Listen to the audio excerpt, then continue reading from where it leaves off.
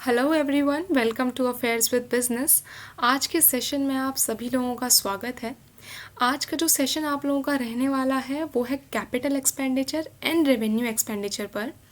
और हम लोग कैपिटल एक्सपेंडिचर और रेवेन्यू एक्सपेंडिचर को बिल्कुल बहुत डिटेल में पढ़ेंगे और उससे रिलेटेड जो इम्पॉर्टेंट एमसीक्यू हैं जिसमें आप लोगों को सबसे ज़्यादा डाउट होता है उनको आज हम सॉल्व करेंगे। ठीक है, आज के सेशन को स्टार्ट करने से पहले वो सभी स्टूडेंट्स जो यूपीपीसीएल असिस्टेंट अकाउंटेंट या फिर यूकेपीएससी असिस्टेंट अकाउंटेंट की प्रिपरेशन कर रहे हैं उन लोगों के लिए हमारे ऐप पर अफेयर्स विद बिजनेस पर कंप्लीट कोर्स अवेलेबल है।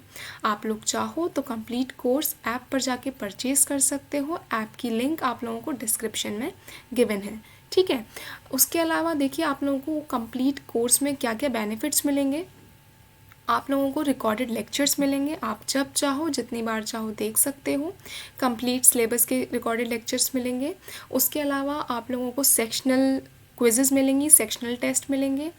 उसके अलावा प्रिंटेबल पीडीएफ्स मिलेंगे आपको। और अगर आप प्रैक्टिस करना चाहते हो तो आप लोगों के लिए फुल लेंथ मॉक टेस्ट भी अवेलेबल हैं। तो वो सभी स्टूडेंट्स जो इन कंप्लीट कोर्स के बेनिफिट्स को अवेल करना चाहते हैं वो आप लोग जाके ऐप पर कंप्लीट कोर्स को परचेज कर सकते हो। लिंक डिस्क्रिप्शन में गिवन है। ठीक है, तो चलिए आज की क्लास शुरू करते हैं। मैंने जैसा कि आप लोगों को बताया टॉपिक हमारा है capital expenditure and revenue expenditure, जो बहुत ही बेसिक टॉपिक है। बहुत ही बेसिक टॉपिक है। हम लोग 11th क्लास से पढ़ते आते हैं इस टॉपिक को, मगर ग्रेजुएशन हो जाती है, मास्टर्स हो जाती है, ये टॉपिक हमारा, ये कॉन्सेप्ट क्लियर नहीं होता। ये कॉन्सेप्ट आप लोगों का आज इस क्लास के बाद बिल्कुल क्लियर हो जाएगा और आप लोगों का कैपिटल एक्सपेंडिचर और रेवेन्यू एक्सपेंडिचर से रिलेटेड कोई भी क्वेश्चन गलत नहीं होगा। ठीक है, चलिए स्टार्ट करने से पहले थोड़ा सा हम बेसिक इसकी नॉलेज ले लें कि ये होता क्या है। क्लियर? और मेरा नाम मेघा यादव है। ठीक है, चलिए देखिए क्या होता है। कैपिटल और रेवेन्यू है क्या? ये क्या है, एक नेचर बताते हैं ये। और नेचर किसका बताते हैं? किसी भी ट्रांजैक्शन के ना नेचर होता है कि वो कैपिटल नेचर का होता है या फिर वो रेवेन्यू नेचर का होता है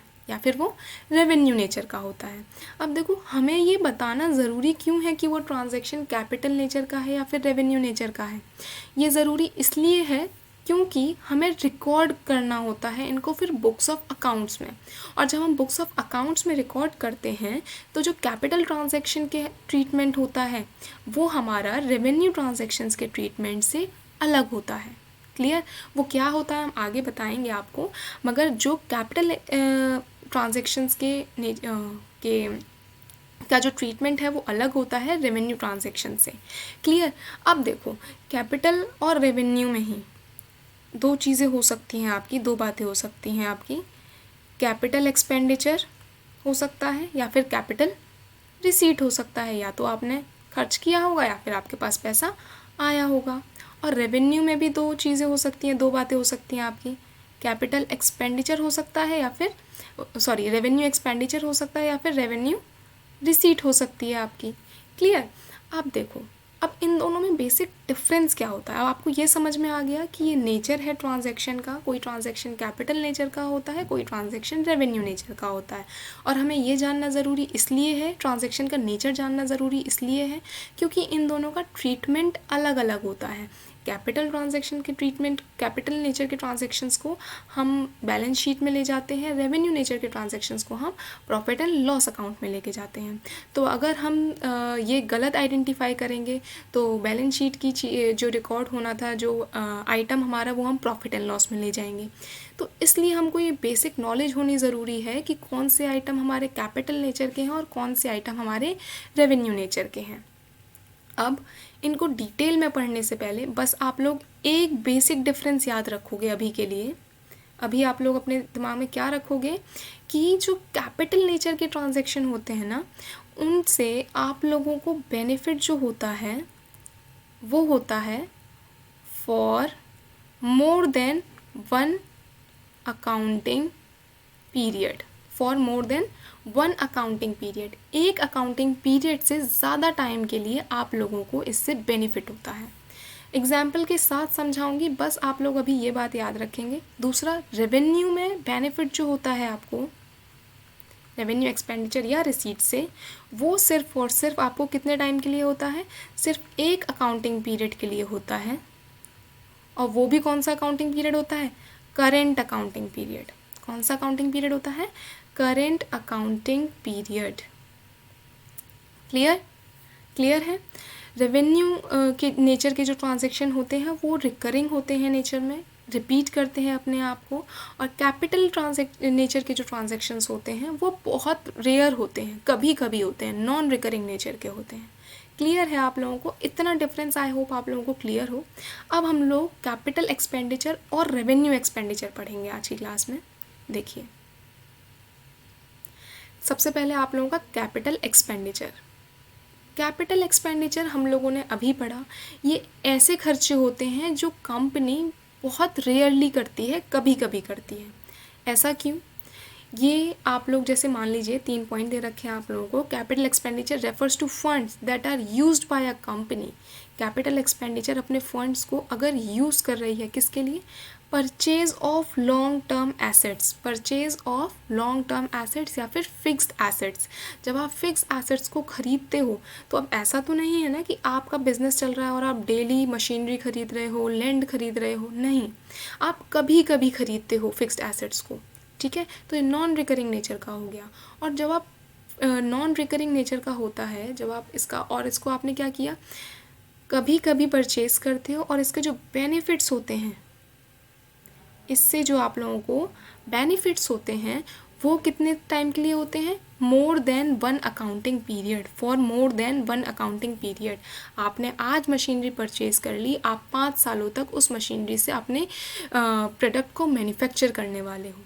क्लियर। तो आप उसका जो बेनिफिट्स है वो अगले 5 साल तक आप लोग क्या करने वाले हो, अवेल करने वाले हो। यहाँ पे 5 ईयर जो है वो हमने अज्यूम किया है। क्लियर। दूसरी चीज़, या तो आपने क्या किया, फिक्स्ड एसेट खरीद लिया, तो वो आपका कैपिटल एक्सपेंडिचर है। अब इसमें आप लोगों को एक बात याद रखनी है कि जब आप फिक्स्ड एसेट आपने परचेज़ किया तो उससे रिलेटेड जितने भी एक्सपेंसेस हैं वो भी कैपिटल नेचर के ही ट्रांजैक्शन होंगे, कैपिटल एक्सपेंडिचर ही होंगे। फॉर एग्जांपल, जैसे मैंने क्या बोला अभी कि आप लोगों ने यहाँ पर मान लीजिए मशीनरी परचेज़ की, क्या की, मशीनरी परचेज़ की। अब आपने यहाँ मशीनरी परचेज़ की तो अब आप उसको इंस्टॉल करोगे, तो मान लीजिए इसके साथ आपके इंस्टॉलेशन चार्जेस आ गए 10,000, ठीक है। फिर आपको आपने जो भी इसको ट्रांसपोर्ट करवाया उसके आपके 5,000 चार्जेस आ गए। तो ये जो 10,000 5,000 जो चार्जेस हैं ये रेवेन्यू नेचर में नहीं जाएंगे। इंस्टॉलेशन और ये जो आपके ट्रांसपोर्टेशन चार्जेस है वो भी आपके मशीनरी अकाउंट में ही जाएगा, ये आपको याद रखना है। जब हम फिक्स्ड एसेट परचेज़ करते हैं और उसको यूज़ के लिए तैयार करते हैं तब तक जितने भी खर्चे होते हैं वो हमारे कैपिटल एक्सपेंडिचर ही होते हैं, पहली बात। दूसरी बात क्या है, इम्प्रूविंग द एफिशिएंसी और कैपेसिटी ऑफ द कंपनी। जब आप क्या करते हो, अपनी कंपनी की एफिशिएंसी इंक्रीज़ करते हो या फिर कैपेसिटी इंक्रीज़ करते हो। फॉर एग्जांपल, आपने क्या किया, जैसे मान लीजिए कोई स्कूल है, ठीक है, स्कूल भी, प्राइवेट स्कूल्स भी बिजनेस ही है। तो कोई क्लासरूम है मान लीजिए, उसमें जो कैपेसिटी है वो सिर्फ 20 स्टूडेंट्स की सिटिंग की कैपेसिटी थी, 20 स्टूडेंट्स की सिटिंग की कैपेसिटी थी। अब क्या किया आप लोगों ने, क्या किया कि 20 और फर्नीचर्स आप लोगों ने इस क्लास में प्लेस कराई, और अब जो कैपेसिटी हो गई है वो 40 स्टूडेंट्स की हो गई है। अब जो कैपेसिटी हो गई है आपके इस क्लास में बैठने की वो स्टूडेंट्स की हो गई है 40 स्टूडेंट्स अब एक साथ इस क्लास में बैठ सकते हैं, जहाँ पहले 20 ही बैठ सकते थे। तो ये जो आपने एक्सपेंडिचर किया कि अब 40 स्टूडेंट बैठ पाएंगे, आपने जो भी एक्सपेंडिचर किया ये कैपिटल नेचर का है। ये क्या है, कैपिटल एक्सपेंडिचर है, ठीक है। आपने एक बार ये खर्चा किया है कि हाँ आपने फर्नीचर लगा दिया, 20 और स्टूडेंट बैठ पाएंगे, मगर इनका बेनिफिट आप ओवर द ईयर्स उठाओगे, क्लियर है? तो क्या बात होगी, जब आप अपने कंपनी की एफिशिएंसी या फिर कैपेसिटी को इंक्रीज़ करते हो, यहीं अगर आप सिर्फ उसको मेंटेन करोगे ना, यहीं समझ लो, अगर आप इस कैपेसिटी को सिर्फ मेंटेन करोगे, 20 स्टूडेंट्स के बैठने की कैपेसिटी है और आप बस वो जो 20 फर्नीचर हैं उसी का टाइम टू टाइम रिपेयर कराते रहते हो या फिर क्लास में वही पेंट कराते रहते हो, तो वो आपका रेवेन्यू नेचर में आ जाएगा। वो किस में आ जाएगा आप लोगों का? रेवेन्यू नेचर में। क्लियर है? तो अगर सिर्फ कैपेसिटी इंक्रीज़ हो रही है, एफिशिएंसी इंक्रीज़ हो रही है, तभी वो कैपिटल नेचर का होगा। अगर आप उसको उसी हालत में मेंटेन कर रहे हो, कुछ एफिशिएंसी इंक्रीज़ नहीं हुई है, तो वो रेवेन्यू नेचर का होगा। क्लियर? अब देखिए, तीसरी बात है increasing the revenue generating capacity. Increasing the revenue generating capacity. अब देखिए, रेवेन्यू जनरेटिंग कैपेसिटी का मतलब ये है कि अब आपने क्या किया है, एक ऐसा खर्चा किया है जिससे आपका रेवेन्यू इंक्रीज़ हो रहा है। फॉर एग्ज़ाम्पल, मान लीजिए ये कोई मशीनरी है, ये कोई मशीनरी है जो क्या करती है, 900 प्रोडक्ट्स प्रोड्यूस करती है एक दिन में। 900 प्रोडक्ट्स प्रोड्यूस करती है एक दिन में।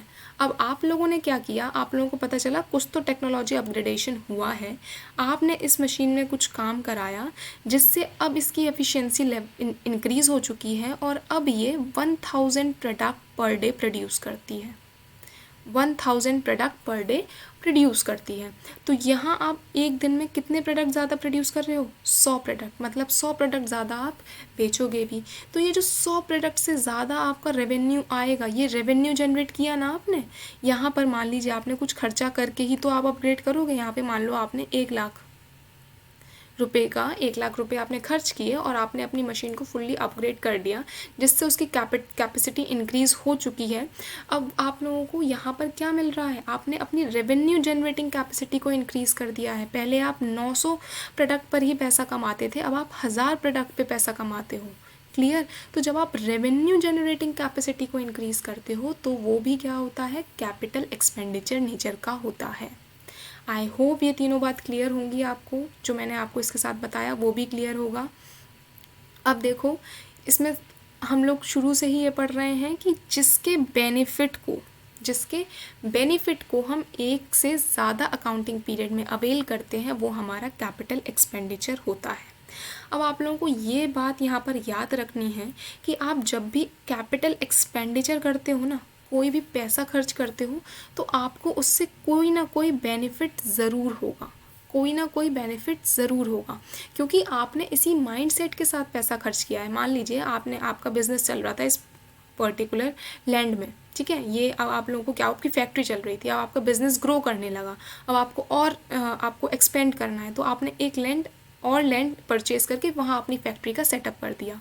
तो ये आपने एक फिक्स्ड एसेट परचेज़ किया, कैपिटल एक्सपेंडिचर हुआ, मगर उससे आपको बेनिफिट लगातार मिल रहा है, फैक्ट्री लगातार अर्न कर रही है। तो ये क्या हुआ कि कॉन्टीन्यूस आपको मोर देन 1 अकाउंटिंग पीरियड में आप उस बेनिफिट को अवेल कर रहे हो। तो यहाँ पर क्या हो गया, आपको हमेशा याद रखना है कि अगर खर्च किया है तो बेनिफिट ज़रूर होगा। अगर किसी खर्च से बेनिफिट नहीं हो रहा है या फिर कोई ऐसा लॉस है जिससे बेनिफिट नहीं हो रहा है, तो वो कैपिटल एक्सपेंडिचर नहीं है। ये अभी आप थोड़ा सा ध्यान रख लो, अभी आप लोगों को पता चल जाएगा कैसे। ठीक है, तो आप लोगों को क्या याद रखना है, अगर जिस एक्सपेंडिचर से बेनिफिट हो रहा है वह हमारा क्या है, कैपिटल एक्सपेंडिचर है, और benefit for more than 1 accounting period. Clear है? चलो, it is of non recurring nature, ये हम पढ़ चुके। It leads to the creation of fixed asset, it leads to the creation of fixed asset. Capital expenditure से आपका fixed asset create होगा ही होगा। लैंड परचेज की, फिक्स्ड एसेट क्रिएट हो गया, मशीनरी परचेज की, फिक्स्ड एसेट क्रिएट हो गया। तो ये क्या करता है, capital expenditure fixed asset create करता है। Not for the purpose of resale, और ये रीसेल पर्पस के लिए नहीं होता है, और ये रीसेल पर्पस के लिए नहीं होता है। क्लियर है? अब देखो, कैपिटल एक्सपेंडिचर पूरी तरीके से आई होप आप लोगों को क्लियर होगा। अब इसके एग्जाम्पल्स जो हैं वो हम सारे देख चुके हैं, मैंने साथ ही आपको सारे एग्जाम्पल दे दिए हैं। Purchase of land, building, machinery, classroom की सिटिंग अरेंजमेंट को इंक्रीज़ करना, मशीनरी की एफिशिएंसी को इंक्रीज़ करना। ठीक है, अब देखो बस ये आप लोगों को समझाने के लिए दिया हुआ है कि पेटेंट और लाइसेंस भी आपका कैपिटल एक्सपेंडिचर है। कैपिटल एक्सपेंडिचर क्या क्रिएट करता है, आपका फिक्स्ड एसेट क्रिएट करता है। और फिक्स्ड एसेट आपके कितने टाइप के हो सकते हैं, टेंजिबल और इनटेंजिबल के। तो टेंजिबल जो होता है, आपने अगर लैंड एक्वायर कर ली, बिल्डिंग एक्वायर कर ली, फर्नीचर एक्वायर कर ली, तो ये टेंजिबल कैपिटल एक्सपेंडिचर हो जाएगा। और अगर आपने पेटेंट एक्वायर किया है, लाइसेंस एक्वायर किया है, तो वो आपका कैपिटल इनटेंजिबल एक्सपेंडिचर हो जाएगा। क्लियर है। चलिए अब आते हैं नेक्स्ट हम रेवेन्यू एक्सपेंडिचर पर। नेक्स्ट है हमारा रेवेन्यू एक्सपेंडिचर। देखो, रेवेन्यू एक्सपेंडिचर वो एक्सपेंडिचर होते हैं जो हमारे नॉर्मल कोर्स ऑफ बिजनेस से रिलेटेड होते हैं। ठीक है, जैसे हम ऊपर लैंड परचेज कर रहे थे। ठीक है, अगर यहीं आप रियल इस्टेट डीलर हो, आपका काम ही यही है लैंड को ख़रीदना और बेचना, तो ये आपके लिए रेवेन्यू एक्सपेंडिचर हो जाएगा। ये आप लोगों के लिए रेवेन्यू एक्सपेंडिचर हो जाएगा। उसी तरीके से कोई कंपनी है, अगर वो फर्नीचर परचेज कर रही है, तो वो उसके लिए क्या हो जाएगा, कैपिटल एक्सपेंडिचर हो जाएगा। मगर आपका फर्नीचर में ही डीलिंग है, आप फर्नीचर ही खरीदते बेचते हो, तो वो आपके लिए क्या हो जाएगा, रेवेन्यू एक्सपेंडिचर। तो जो नॉर्मल कोर्स ऑफ बिजनेस से रिलेटेड एक्सपेंसेस होते हैं और एक साल के अंदर अंदर एग्जॉस्ट हो जाते हैं, तो उन्हें हम कहते हैं रेवेन्यू एक्सपेंडिचर, जिनके बेनिफिट को हम सेम अकाउंटिंग पीरियड में एग्जॉस्ट कर लेते हैं, यूज़ कर लेते हैं। It is of recurring nature, ये रिकरिंग नेचर का होता है, रिपीटेड नेचर का होता है। ऐसे एक्सपेंडिचर हम डेली बेसिस पे करते हैं अपने बिजनेस को रन करने के लिए। क्लियर है। अब देखो, it leads to create current asset, और ये क्या क्रिएट करते हैं, आपके करेंट एसेट्स को क्रिएट करता है। वो capital expenditure fixed assets create करता है और revenue expenditure current assets create करता है। हम रेवेन्यू एक्सपेंडिचर जो करते हैं वो पर्पस फॉर रीसेल के लिए करते हैं। जैसे ये आप लोगों को कैसे समझ में आएगा, जैसे मान लीजिए कि अभी हम लोगों ने एग्जांपल लिया कि आप लोगों का फर्नीचर में डीलिंग है, मान लीजिए फर्नीचर का बिजनेस है आपका। अब आप लोग कोई स्टॉक मेंटेन करते हो, तो आपने खर्च करके कुछ मान लीजिए 5,000 का फर्नीचर आप लोगों ने मंगाया, स्टॉक मेंटेन किया। तो ये आपने किस पर्पस के साथ मंगाया कि अब आप इसको रीसेल दोबारा बेचोगे भी, तो ये क्या हो जाता है, आपका पर्पस ऑफ रीसेल होता है। Expenditure on maintaining an asset. देखो, ये आपको बहुत अच्छे से देखना है, मेंटेनिंग एन एसेट। जब आप सिर्फ किसी एसेट को मेंटेन करते हो, तब वो रेवेन्यू नेचर होगा। अगर किसी भी एसेट से आपने उसकी इनकम बढ़ाने की या फिर उसकी कैपेसिटी इंक्रीज़ किया है, तो वो कैपिटल होगा। मगर आप किसी भी एसेट को एज इट इज़ मेंटेन कर रहे हो, तो वो रेवेन्यू नेचर का होगा। जैसे हमने ऊपर मशीनरी इंस्टॉल की थी, उसकी अगर एफिशिएंसी इंक्रीज़ हुई तो कैपिटल हो गया। मगर उसी का हम रेगुलर रिपेयर कर रहे हैं, रेगुलर ऑयल वगैरह डाल रहे हैं, जो उसकी रेगुलर रिक्वायरमेंट है उतनी ही, मतलब अगर वो 900 प्रोडक्ट प्रोड्यूस करती है और हम उसी एफिशिएंसी को मेंटेन करके चल रहे हैं कि वो 900 प्रोडक्ट प्रोड्यूस करे, उसके लिए लगातार रिपेयर कर रहे हैं, तो वो होता है आपका रेवेन्यू एक्सपेंडिचर। तो ये जो रिपेयर जाएगा वो आपका रिपेयर्स अकाउंट में जाएगा। ये जो अमाउंट जो भी आप खर्च करोगे इस मशीन को मेंटेन करने में, मतलब रेवेन्यू नेचर के ट्रांजैक्शन होगा। अब देखिए नेक्स्ट क्या बात लिखी है, depreciation on fixed asset is of revenue nature. Depreciation on fixed asset जो होता है वो रेवेन्यू नेचर का होता है। क्यों? देखो, आपने क्या किया, हमने ऊपर क्या किया, अभी ऊपर हमने क्या की, ये देखो, सबसे पहले हमने मशीनरी परचेज़ की। क्लियर, हमने मशीनरी परचेज़ की, तो ये कैपिटल एक्सपेंडिचर में हमारा चला गया और एसेट साइड चला गया बैलेंस शीट में। ठीक है, अब क्या होता है, जो डेप्रिसिएशन होता है वो हमारा रेवेन्यू नेचर का होता है और पीएनएल अकाउंट में आता है। अब ये रेवेन्यू नेचर का क्यों होता है? डेप्रिसिएशन आप लोगों को पता ही है, हम हर साल के बेसिस पर डिडक्ट करते हैं। हर साल हमारी कॉस्ट आती है उस एसेट को यूज़ करने की, और ये रिकरिंग नेचर की होती है। हर साल आपके एसेट का जो डेप है, आपका जो कॉस्ट है वो आएगी, हर साल आएगी। और ये जो यहाँ हमने बैलेंस शीट में अमाउंट लिखते हैं वो हम होलसम लमसम अमाउंट लिखते हैं, मगर पीएनएल अकाउंट में सिर्फ उस साल की करंट ईयर से रिलेटेड जो कॉस्ट है, जो डेप्रिसिएशन है, वो जाता है। इसलिए ये रेवेन्यू नेचर का होता है। ठीक है, दूसरी बात है आप लोगों की, नॉन ऑपरेटिंग एक्सपेंसेस और losses which do not give any benefit in any of the accounting period are termed as revenue expenditure.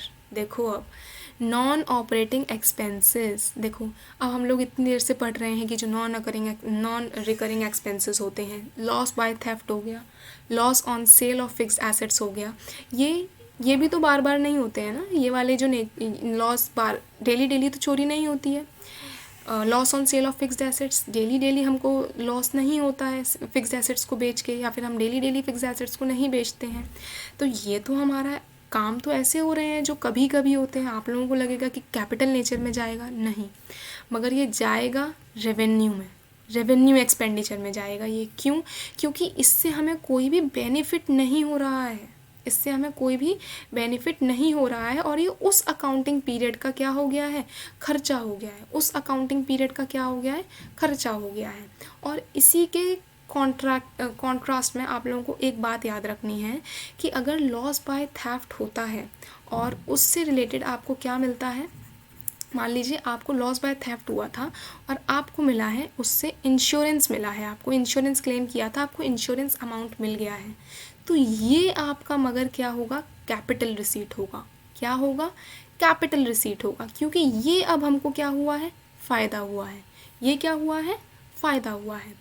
तो क्या बात याद रखनी है, अगर किसी एक्सपेंडिचर से हमें फ़ायदा नहीं हो रहा है तो वो कैपिटल एक्सपेंडिचर नहीं होगा। लॉस बाय थेफ्ट और loss on sale of fixed assets से हमको फ़ायदा नहीं होता है, इसलिए ये रेवेन्यू एक्सपेंडिचर होते हैं और उसी अकाउंटिंग पीरियड में लॉस में, एक्सपेंसेस में लिख दिए जाते हैं। मगर अगर इनके क्लेम में हमें इंश्योरेंस क्लेम मिलता है, इंश्योरेंस हमें मिल जाता है इनका, तो वो हम डालते हैं कैपिटल रिसीट में, वो हम डालते हैं कैपिटल रिसीट में, क्योंकि हमें हमेशा डेली बेसिस पे क्या कहते हैं, इंश्योरेंस क्लेम नहीं मिलता है। इंश्योरेंस क्लेम हमें कभी कभी मिलता है, नॉन रिकरिंग नेचर है, इसलिए इंश्योरेंस क्लेम आपका क्या होता है, कैपिटल रिसीट होता है। ये आपको याद रखना है, कंफ्यूज बिल्कुल नहीं होना है, ठीक है। तो ये होता है आपका कैपिटल एक्सपेंडिचर और रेवेन्यू एक्सपेंडिचर, ठीक है। अब देखो इनका ट्रीटमेंट एक बार बस देख लेते हैं कि कैपिटल एक्सपेंडिचर आप लोगों का जाता है बैलेंस शीट में। बैलेंस शीट में कहाँ जाता है ये, आप लोगों का देखिए, कैपिटल एक्सपेंडिचर जाता है बैलेंस शीट में एसेट साइड, बैलेंस शीट में एसेट साइड। और जो कैपिटल रिसीट्स होती हैं वो कहाँ जाती हैं आपकी, कैपिटल रिसीट्स जो होती हैं, नोट कर लीजिएगा ये आप, कैपिटल रिसीट्स जो होती हैं वो आपकी जाती हैं बैलेंस शीट में। बैलेंस शीट में या तो लाइबिलिटी साइड जाएंगी या आपके एसेट्स को कम कर देंगी, क्लियर।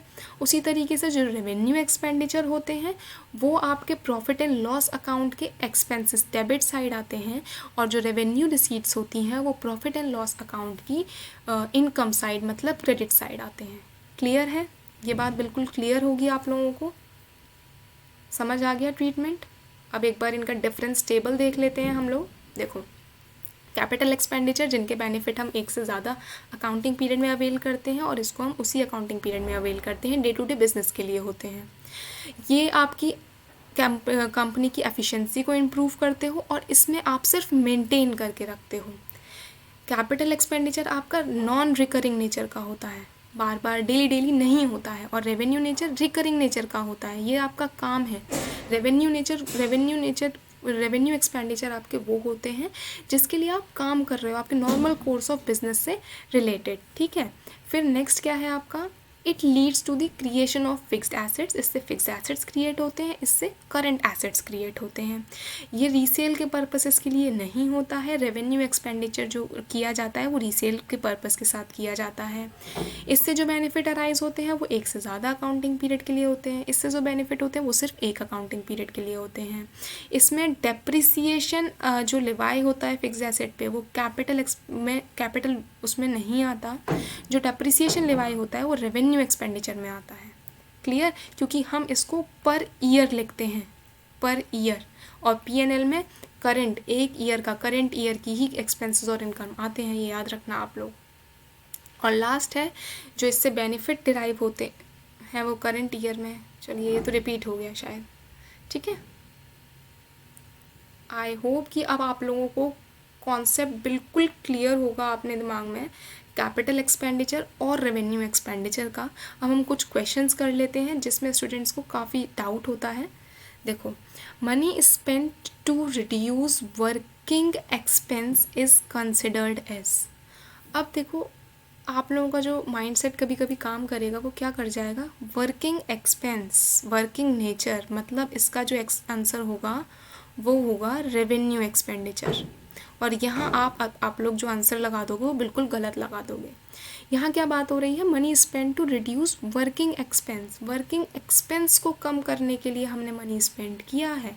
मतलब कि मान लीजिए किसी प्रोडक्ट को प्रोड्यूस करने में 5 रुपये कॉस्ट आती थी, 5 रुपये कॉस्ट आती थी, और आफ्टर आपने कुछ सर्टेन अमाउंट स्पेंड किया और अब उस प्रोडक्ट को प्रोड्यूस करने में सिर्फ 2 रुपये की कॉस्ट आती है। मतलब वर्किंग एक्सपेंस अब आपने क्या कर दिया, कम कर दिया, मतलब एफिशिएंसी इंक्रीज़ हो गई, रेवेन्यू जनरेटिंग कैपेसिटी इंक्रीज़ हो गई। मतलब ये क्या हो गया आपका, कैपिटल एक्सपेंडिचर, कैपिटल एक्सपेंडिचर हो गया आप लोगों का। क्लियर है? देखो इसमें एक पॉइंट दे रखा है आप लोगों को, डेफर्ड रेवेन्यू एक्सपेंडिचर। बच्चों देखो डेफर्ड रेवेन्यू एक्सपेंडिचर आपका वो एक्सपेंडिचर, ये एक आप ये मान के देखो, इसमें अगर रेवेन्यू लिखा है ना, इसका मतलब डेफर्ड रेवेन्यू एक्सपेंडिचर रेवेन्यू का ही एक टाइप है, आप ये मान लो। और इसमें क्या होता है, ये वो एक्सपेंडिचर हैं हमारे जो हम लोग खर्च करेंट ईयर में हमने किया है, मगर इसका जो बेनिफिट्स हैं वो हमें ओवर द अकाउंटिंग पीरियड हमें अवेल होते रहते हैं। फॉर एग्जांपल आपने हैवी एडवर्टीज़मेंट कर दिया, एडवर्टीज़मेंट पे कॉस्ट कर दी, तो एडवर्टीज़मेंट पे आपने जो पैसा खर्च किया वो आपको इस साल भी फ़ायदा देगा, अगली साल भी फ़ायदा देगा। मगर अब एडवर्टीज़मेंट जो कॉस्ट है, अब आप लोगों के मन में एक सवाल आ रहा होगा कि ये कैपिटल एक्सपेंडिचर क्यों नहीं है। ऐसा इसलिए क्योंकि एडवर्टीज़मेंट जो है, जो कॉस्ट है, आप एडवर्टीज़मेंट पर क्या करते हो, हर टाइम के बाद खर्च करते ही हो। एक तरीके से ये रिकरिंग नेचर हो जाता है, इसलिए ये जाता है रेवेन्यू में। मगर ये over the period of year भी होता है, इसलिए ये ना रेवेन्यू हो सकता ना ये कैपिटल हो सकता। इसलिए हमने इसको टाइप दिया डेफर्ड रेवेन्यू एक्सपेंडिचर, एक ऐसा खर्चा जो हम बार बार तो करते हैं मगर इसका बेनिफिट हमें over the period of years मिलता है। क्लियर? नेक्स्ट क्वेश्चन पर आ जाते हैं। नेक्स्ट क्वेश्चन है आपका, ₹10,000 spent on the repairs before using the second hand है ये, सेकेंड हैंड मशीनरी परचेस्ड। आपने क्या किया, आपने कोई सेकेंड हैंड मशीनरी परचेज की थी, ठीक है, और उस पर 1,000 रुपये और रिपेयर्स का आपने खर्च किया है। बिफोर यूजिंग इट, यूज़ करने से पहले, before using it, which type of expenditure receipt is incurred in above statement. अब आप लोगों ने रिपेयर देख लो तो शायद कहीं कंफ्यूज हो जाओ कि रिपेयर है तो रेवेन्यू एक्सपेंडिचर हो जाएगा, मगर क्या लिखा है साफ साफ यहाँ पे, उसको यूज़ करने से पहले। और मैंने आप लोगों को बताया था, मशीन कोई भी एसेट खरीदने से लेकर उसको यूज़ करने तक, यूज़ करने से पहले तक जितने भी एक्सपेंडिचर हुए हैं, जितना भी खर्च हुआ है, वो किस में जाएगा, आपका कैपिटल एक्सपेंडिचर में। किस में जाएगा, कैपिटल एक्सपेंडिचर में। मतलब अगर मशीनरी आपने परचेज़ की है, मान लीजिए 50,000 की, तो और उसके साथ आपका रिपेयर कॉस्ट गया है 10,000 का, तो आपकी मशीनरी अकाउंट जो है वो डेबिट होगी 60,000 से। कितने हज़ार से, 60,000 से। क्लियर है? नेक्स्ट क्वेश्चन पर चलते हैं। नेक्स्ट क्वेश्चन है, amount spent on lawyers fees to defend a suit claiming that firm's land belongs to some other person, choose the most appropriate answer. अब देखो इसमें क्या बात हो रही है, अमाउंट स्पेंट हमने खर्च किया है लॉयर की फ़ीस पर। लॉयर की फ़ीस पर क्या करने के लिए, मान लीजिए ये कोई लैंड है हमारी, ठीक है, इस पे किसी ने क्लेम कर दिया कि ये किसी और की है, और हम लॉयर को फ़ीस दे रहे हैं ये डिफेंड करने के लिए कि वो ये मेंटेन करके रखे कि ये लैंड हमारी ही है। क्लियर? तो ये कौन सा खर्चा होगा, अब मैं बताती हूँ। देखो आप लोग सोच रहे होंगे कि लॉयर को तो हम हमेशा फ़ीस नहीं देते हैं तो ये कैपिटल एक्सपेंडिचर होगा, मगर नहीं।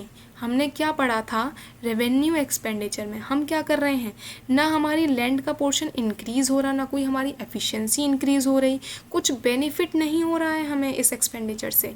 हम सिर्फ अपने इस पोर्शन ऑफ लैंड को क्या कर रहे हैं, मेंटेन करके रख रहे हैं, मेंटेन करके रख रहे हैं।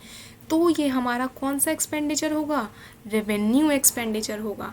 यहीं अगर हम लॉयर को फ़ीस दे रहे होते लॉयर को फीस दे रहे होते, लैंड को कोई और लैंड है हमारी है, कोई और यूज़ कर रहा है, कोई और यूज़ कर रहा है, मगर अभी हमारे उस अकाउंट्स में नहीं है ये, और हमने इस पर क्लेम किया कि ये हमारी है, मतलब एक्वायर करने के लिए हमारा केस चल रहा है इस पर। तो ये जो फीस जाती है, इससे जो हमें बेनिफिट मिल सकता है कि ये लैंड हमारे पास आ गई, तो आपका कैपिटल एक्सपेंडिचर होगा। मगर उस लैंड को मेंटेन करने के लिए जो हमारी ही है, वो आपका रेवेन्यू एक्सपेंडिचर होगा। क्लियर? अब आते हैं नेक्स्ट क्वेश्चन पर। Heavy advertisement expenditure should be treated as. अभी हम पढ़ के आ रहे हैं, अभी हमने पढ़ा हैवी एडवर्टीजमेंट एक्सपेंडिचर किस तरीके से ट्रीट होना चाहिए। देखो, ये जो आपका टाइप निकाला है ना, डेफर्ड रेवेन्यू एक्सपेंडिचर, वो निकाला ही इस वजह से है क्योंकि हम इस एक्सपेंडिचर को कम्प्लीटली कैपिटल एक्सपेंडिचर भी नहीं बोल सकते और इस एक्सपेंडिचर को हम कम्प्लीटली रेवेन्यू एक्सपेंडिचर भी नहीं बोल सकते। क्यों? क्योंकि ये expenditure over the period of years होता है, तो इस हिसाब से हम कैपिटल बोल देंगे।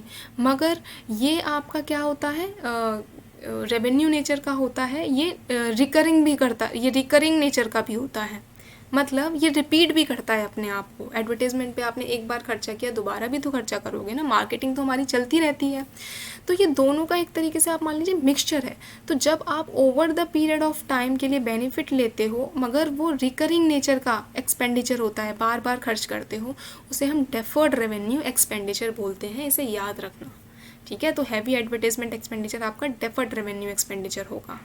नेक्स्ट है wrong classification of capital expenditure as a revenue expenditure will lead to. अगर आपने मान लीजिए क्या किया, आपने क्या wrong classification of capital expenditure, आपने मान लीजिए मशीनरी अकाउंट को आपने रेवेन्यू एक्सपेंडिचर, मतलब ये कैपिटल नेचर का है और आपने इसको रेवेन्यू नेचर का मान लिया, तो क्या फ़र्क पड़ेगा, ये क्वेश्चन वो पूछ रहा है। तो देखिए, जो कैपिटल एक्सपेंडिचर के नेचर होते हैं, नेचर के जो ट्रांजैक्शंस होते हैं, वो हम कहाँ रिकॉर्ड करते हैं, बैलेंस शीट में, एसेट साइड, ठीक है। अगर आप इसको रेवेन्यू एक्सपेंडिचर की तरह ट्रीट कर लोगे, इसका मतलब आप प्रॉफिट, और प्रॉफिट एंड लॉस से रिलेटेड हमको बात दी हुई है, तो हम प्रॉफिट एंड लॉस में ही देखेंगे कि क्या कुछ सही दे रखा है। तो इसका मतलब आप प्रॉफिट एंड लॉस स्टेटमेंट में आप क्या करोगे, रेवेन्यू एक्सपेंडिचर कहाँ आता है, डेबिट साइड आता है। आप यहाँ पर अपने एक्सपेंसेस को इंक्रीज़ कर दोगे, जिसकी वजह से आपका जो आने वाला प्रॉफिट है वो क्या हो जाएगा, कम हो जाएगा, जिसकी वजह से आपका जो प्रॉफिट है वो क्या हो जाएगा, कम हो जाएगा। क्लियर? तो इसका मतलब क्या हुआ, ओवर स्टेटमेंट हुआ या फिर अंडर स्टेटमेंट हुआ, under statement of profit and loss account. Clear? समझ में आया? आपने मशीनरी अकाउंट को जो बैलेंस शीट में आना चाहिए था, आपने रेवेन्यू नेचर का मान लिया और पीएनएल में डाल दिया। और आपने, अगर आप पीएनएल में डालोगे, इसका मतलब आपने एक्सपेंसेस इंक्रीज़ कर दिए। अगर एक्सपेंसेस इंक्रीज़ कर दोगे तो ऑब्वियसली प्रॉफिट कम हो जाएगा, प्रॉफिट कम हो जाएगा मतलब under statement of profit and loss account. Clear है आंसर? बिल्कुल। चलिए, नेक्स्ट क्वेश्चन है आपका, wages paid to David to install a machinery should be debited to. अब देखो, हम लोगों का दिमाग जो जैसे काम करता है, मैं बता देती हूँ, मुझे भी काफ़ी टाइम तक कन्फ्यूजन रहा था। जैसे वेजेस पेड, साइकोलॉजी के साथ भी खेल जाता है ना क्वेश्चन। वेजेस पेड, अब वेजेस पेड साफ साफ लिखा हुआ है, तो हो सकता है हम सीधे वेजेस अकाउंट इसका आंसर लगा दें, मगर क्वेश्चन क्या कह रहा है, wages paid to David to install a machinery, machinery को इंस्टॉल करने के लिए उसको वेजेस मिले हैं। इसका मतलब ये क्या है, अभी वो यूज़ में नहीं आई है, यूज़ में आने के लिए उसको हमने वेजेस दिए हैं। इसका मतलब ये कौन सा एक्सपेंडिचर है, कैपिटल एक्सपेंडिचर है और कैपिटल अकाउंट में जाएगा। और यहाँ पर कैपिटल अकाउंट हमारा कौन सा है, मशीनरी अकाउंट, तो machinery account will be the correct answer. Clear? Next question है, insurance claim received on account of loss of goods by fire is considered as. देखो, मैंने आप लोगों को बताया था, अगर लॉस बाय फायर होता है, लॉस बाय थेफ्ट होता है, ठीक है, लॉस बाय थेफ्ट होता है, तो ये किस में जाएगा, आपका रेवेन्यू एक्सपेंडिचर में जाएगा, रेवेन्यू एक्सपेंडिचर में जाएगा। भले ही ये डेली बेसिस पे ना होता हो, मगर इनसे हमें कोई बेनिफिट नहीं हो रहा है, ना तो इस साल ना ही आने वाले सालों में, तो बेहतर है हम करंट अकाउंटिंग पीरियड में ही इसको दिखा के अपना लॉस सेट ऑफ कर दें। क्लियर? मगर इनसे रिलेटेड हम इंश्योरेंस जो क्लेम करते हैं और हमें इंश्योरेंस अगर मिल जाता है तो वो हमारा कैपिटल रिसीट में जाता है। किस में जाता है? कैपिटल रिसीट में, क्योंकि इंश्योरेंस हमें हमारा एक ऐसी रिसीट नहीं है जो हमें रेगुलर बेसिस पे मिलती है। क्लियर? तो इसका सही आंसर क्या होगा? इंश्योरेंस क्लेम जो रिसीव हुआ है वो किस में जाएगा? कैपिटल रिसीट में। सही आंसर क्या होगा? Capital receipt will be the correct answer. Next question है आपका, and old machinery is purchased for rupees 40,000 and installation charges of rupees 20,000, wages of rupees 2,000 were incurred and repairs of old machinery 10,000. After considering the above situation, repair account will be debited by. देखो, एक machinery हमने खरीदी है, 4 लाख की खरीदी है, ठीक है। उस पर इंस्टॉलेशन चार्जेस हुए हमारे 20,000 के, वेजेस हमने दिए हैं 2,000 के, और रिपेयर्स पे गया है हमारा पैसा 10,000। तो उस इतना सब कुछ इन्फॉर्मेशन देने के बाद सिर्फ हमसे ये पूछ रहा है कि रिपेयर अकाउंट में कितना पैसा जाएगा। रिपेयर अकाउंट में कितना पैसा जाएगा, कितने से हम रिपेयर अकाउंट को डेबिट करेंगे। तो अब अगर आप ध्यान से इस क्वेश्चन को देखो तो अभी तक हमने यूज़ करने के लिए उस मशीन को सारा का सारा खर्चा किया है, तो मतलब जितना ये सारा ही एक्सपेंडिचर ये सब ऐड होके हमारा सिर्फ मशीनरी अकाउंट में जाएगा। रिपेयर अकाउंट में तो कुछ जाएगा ही नहीं, ठीक है। रिपेयर अकाउंट में तो कुछ जाएगा ही नहीं, क्योंकि वो पूरा हमारा कैपिटल नेचर का है, तो कैपिटल अकाउंट में जाएगा। और रिपेयर अकाउंट हमारा कौन सा होता है? रेवेन्यू नेचर का। इसलिए इसका आंसर हो जाएगा नील। क्या हो जाएगा? Nil will be the correct answer. Clear है? तो that's it for today's class. I hope कि आप लोगों को जितने भी कन्फ्यूजन हो कैपिटल एसेट और कैपिटल एक्सपेंडिचर और रेवेन्यू एक्सपेंडिचर से लेके, वो सभी बिल्कुल क्लियर हो गए हों, क्रिस्टल क्लियर हो गए हों। जिसमें सबसे ज़्यादा आपको कन्फ्यूजन होता है वो आपको क्वेश्चंस करा दिए गए हैं। फिर भी कोई डाउट हो तो आप कमेंट में पूछ सकते हैं। सेशन पसंद आया तो लाइक कीजिए, शेयर कीजिए, सब्सक्राइब कीजिए, ठीक है। Thank you very much.